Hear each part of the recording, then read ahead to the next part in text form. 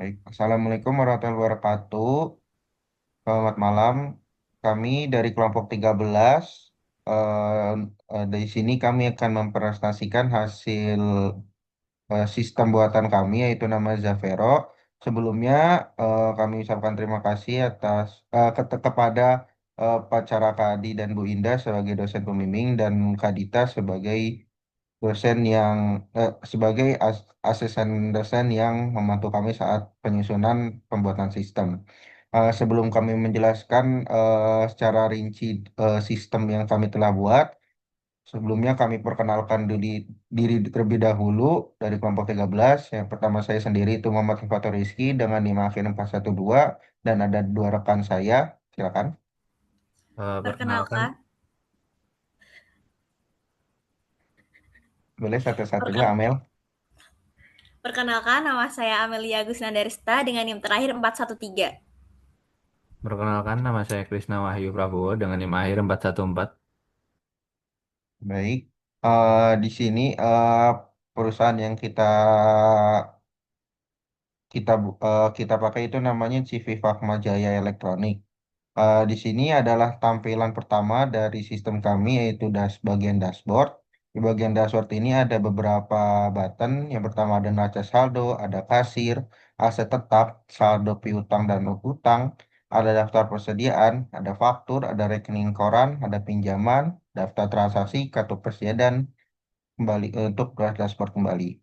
Di sini ini ada yang pertama yaitu button neraca saldo.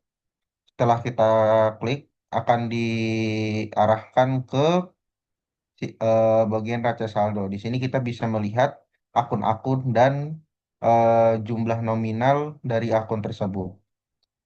Setelah itu kita bisa klik dashboard lagi untuk kembali ke tampilan utama. Dan di sini juga ada kita selanjutnya ada button aset tetap. Apabila kita klik di sini kita akan bisa melihat daftar dari aset tetap yang dimiliki oleh perusahaan tersebut. Bisa dilihat seperti ini ada kendaraan operasional dan peralatan kantor. Kita balik ke dashboard pertama.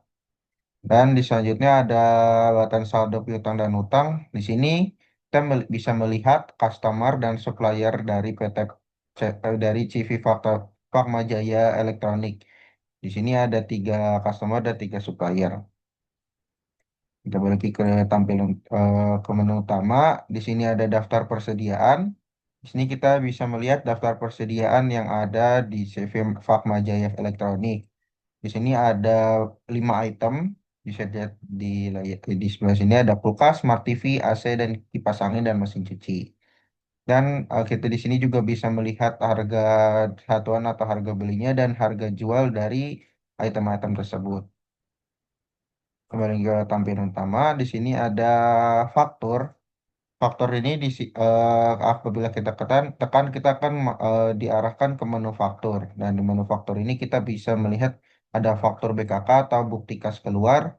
Di sini ada bukti ada faktur atau bukti dari apabila CV Fakmajaya Elektronik ini selama periode berjalan itu dia mengeluarkan kas untuk operasionalnya. Seperti di sini kita bisa lihat ada pembelian barang dagang, pembayaran iklan, dan pembayaran utang. Gitu. Kembali ke tampilan utama. Maaf, kita ke faktur lagi. Di sini juga ada faktur BKM atau faktur bukti kas masuk. Di sini terdapat faktur-faktur atau bukti kas masuk apabila selama periode berjalan ini dari PT Fatmaja ini menerima kas masuk ke perusahaannya. Seperti di sini dia ada penerimaan piutang dari Toko Makmur, ada penerimaan utang dari Bank Jaya dan penerimaan piutang dari CV Raya Elektronik seperti itu. Lagi kalau kita klik back di sini tuh kita balik lagi ke menu faktur. Selanjutnya ada faktur PJT atau penjualan tunai. Di sini ada bukti-bukti faktur atau nota kontan selama periode berjalan dari PT CV dari CV Fatma Jaya itu apabila dia itu ada penjualan secara tunai. Sini kita bisa lihat dia menjual tunai kepada CV Mitra Kencana dengan menjual 5 kulkas dengan total 16.250.000 seperti itu. Di sini juga ada bukti transaksinya. Kita klik back lagi. Ini ada faktur PJK atau faktur penjualan kredit. Di sini adalah bukti-bukti atau faktur apabila selama periode berjalan ini dari CV Fatmajaya itu dia menjual barang dagangnya secara kredit.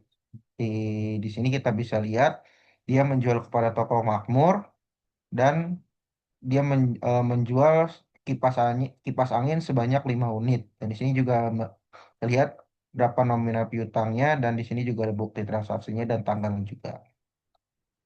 Kita klik back lagi. Dan di sini ada faktur PBK atau faktur penjualan barang secara kredit, pembelian barang dagang secara kredit. Kita lihat di sini kita terdapat bukti transaksinya, tanggalnya, kita juga membeli kepada siapa tertera di sini.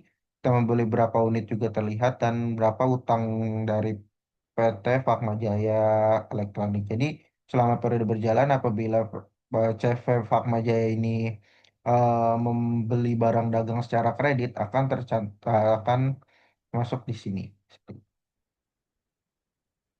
Selanjutnya ada bukti memorial ini adalah bukti-bukti dari di akhir periode saat ada zona penyesuaian dari CV Jaya Pakma akan diinput di sini seperti itu.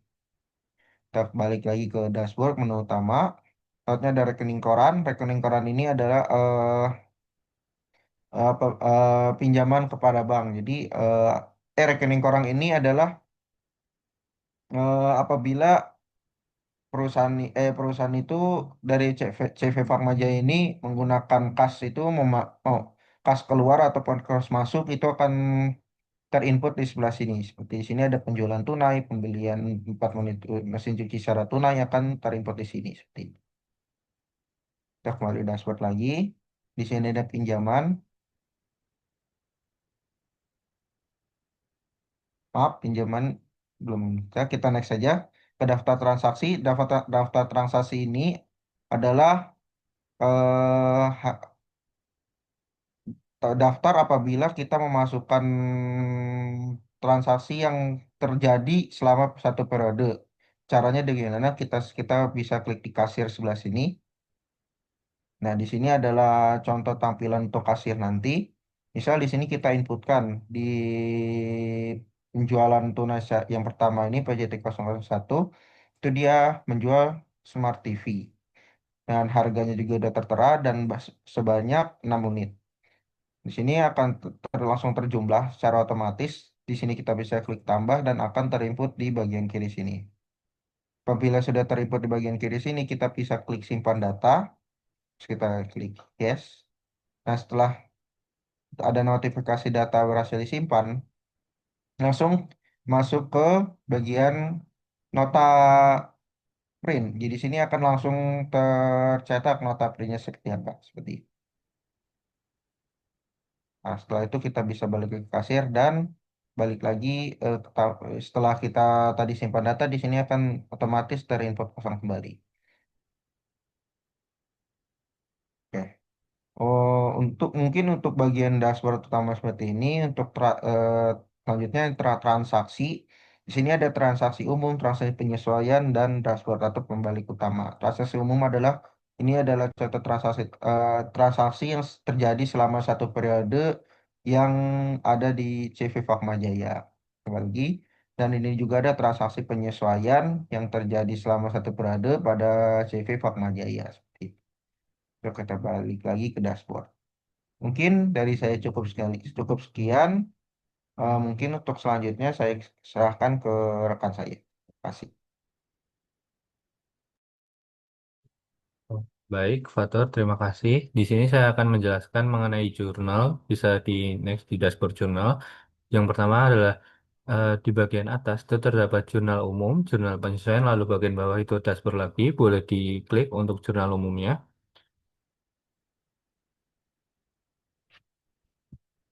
Nah, di jurnal umum sendiri ini itu menyesuaikan dengan total transaksi kita yaitu sebanyak total 30 transaksi berhubungan dengan kas masuk, kas keluar, piutang, dan pembayaran lain.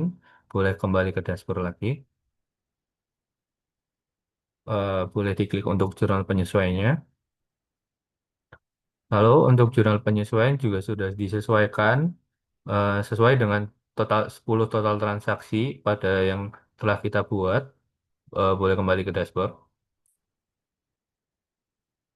Eh, Next untuk buku besar. Eh, di bagian tampilan dashboard buku besar ini terdapat tiga, yaitu buku besar, buku besar pembantu, dan dashboard. Boleh diklik untuk buku besarnya. Nah, untuk buku besar sendiri, ini tuh udah otomatis terhubung dengan jurnal umum, jurnal penyesuaian, dan eh, transaksi jurnal umum dan jurnal penyesuaian pada transaksi awal. Bisa dilihat dari nomor akun di atas, itu sudah langsung masuk ke buku besar. Bisa di next, kembali ke dashboard. Boleh diklik buku besar pembantu. Nah, untuk buku besar pembantu sendiri, itu juga sudah otomatis menyesuaikan dengan buku besar sebelumnya dan transaksi-transaksi sebelumnya bisa dicek. Ini sesuai dengan eh, total total eh, total pihak berelasi yang telah kita buat, yaitu ada 6 pihak berelasi. Boleh kembali ke dashboard lagi. Eh, Mungkin cukup sekian dari saya. Selanjutnya akan dilanjutkan oleh rekan saya, Amel. Waktu dan tempat dipersilahkan. Baik, terima kasih untuk kesempatannya. Di sini saya akan menjelaskan mengenai neraca lajur. Nah, pada dashboard ini tolong diklik yang neraca lajur.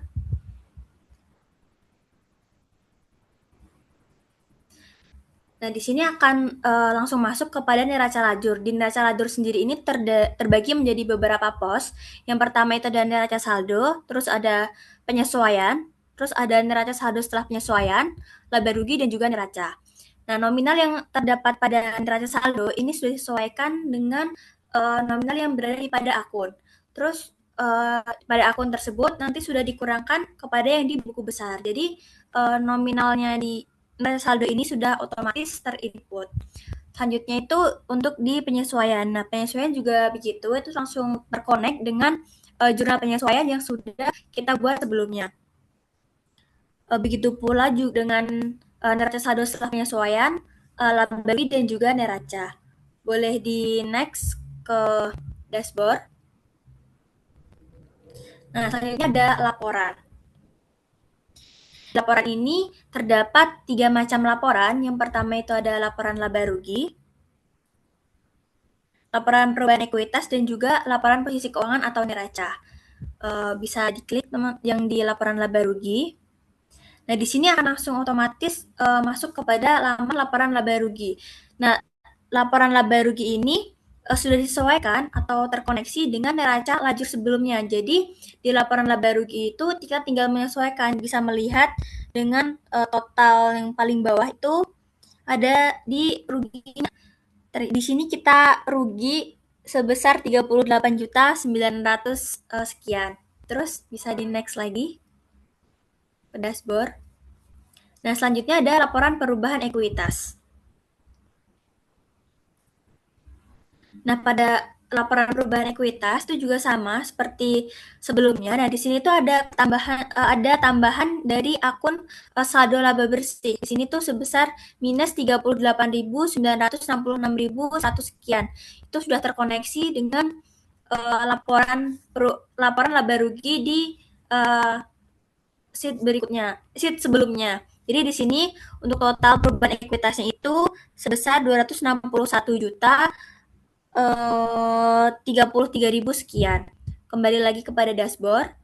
Nah, yang terakhir itu ada laporan posisi keuangan atau neraca. Nah, di sini kita itu bisa mengetahui total dari aktiva dan juga pasiva selama satu periode.